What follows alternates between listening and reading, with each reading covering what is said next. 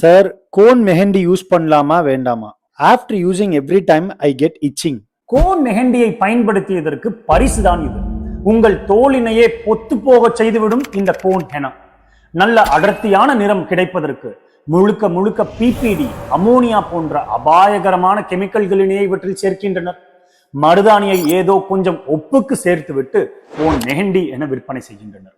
சில நிறுவனங்களோ அந்த கொஞ்ச நஞ்ச மருதாணியையும் இவற்றில் சேர்ப்பதில்லை. பலர் கூறலாம், நாங்கள் பயன்படுத்ததானே செய்கிறோம், எங்களுக்கு எதுவும் ஆகவில்லையே என்று.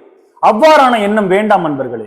பயன்படுத்திய இடங்கள் மிதமான வெயிலில் வெளிப்பட்டால் கூட போட்டோ சென்சிட்டிவிட்டி எனில் அங்கு அதிக எரிச்சல், கொப்புளங்கள், அரிப்பு, கருமை போன்ற பல சிக்கல்கள் நிச்சயம் ஏற்படும். இந்த கோனினை வைக்கும் அழகு சாதன நிபுணர்கள் அதனை அடிக்கடி சுவாசித்து கண்களில் எரிச்சல், தலைவலி, மூச்சு திணறல் போன்ற பல பிரச்சனைகளை சந்திப்பர்.